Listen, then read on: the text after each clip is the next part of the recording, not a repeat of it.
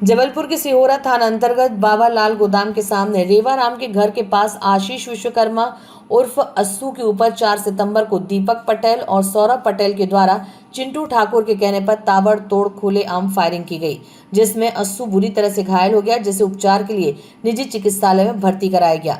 वहीं इस घटनाक्रम की सिहोरा पुलिस के द्वारा बगैर किसी जांच पड़ताल के जीरो कायमी पर लीपापोती की गई और दोषियों से किसी भी प्रकार की ना ही पूछताछ की गई, ना ही किसी प्रकार की कड़ी कार्रवाई की गई, जिसको लेकर समाजवादी पार्टी के द्वारा कड़ी निंदा करते हुए सिहोरा पुलिस की कार्यप्रणाली पर सवाल उठाते हुए उचित कार्रवाई की मांग को लेकर जबलपुर एडिशनल एसपी अंजना तिवारी को ज्ञापन सौंपकर निष्पक्ष तौर पर मामले के संबंध में जांच की मांग की गई।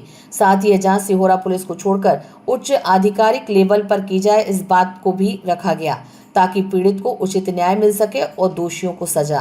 जैसे कि आपको अवगत होगा कि पिछले महीने सिहोरा में एक गोलीकांड हुआ था, जिसमें आशीष विश्वकर्मा उर्फ अस्सू के ऊपर गोलियां चलाई गई थी, जिसमें उसको 4 गोली लगी थी। 4 गोली लगने के बाद उनके परिजनों ने उनको निजी अस्पताल में एडमिट कराया और एडमिट के बाद से जो प्रशासन की कार्यप्रणाली है वो कहीं ना कहीं संदेह के घेरे में है। एसपी ऑफिस आया है। मामला ये था कि 4 तारीख को गोली चली थी।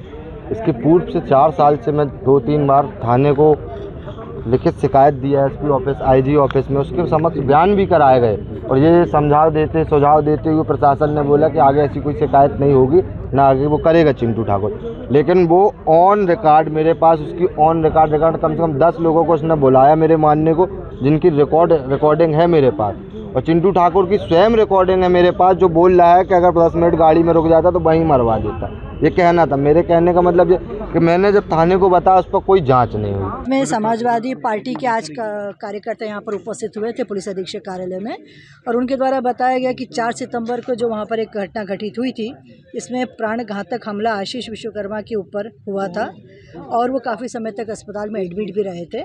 इस प्रकरण में कायमी तो हो गई थी, पर लेकिन कायमी के उपरांत की कार्रवाई से वे संतुष्ट नहीं है। उनका कहना है कि इसमें अनुसंधान में अभी उनके स्टेटमेंट वगैरह नहीं लिए गए हैं और इस प्रकरण में उसको गंभीरता से नहीं लिया जा रहा जिसकी अपेक्षा उनको है। तो इस ज्ञापन को मैंने ले लिया है और इसमें संबंधित अधिकारियों से और विवेचना अधिकारियों से बात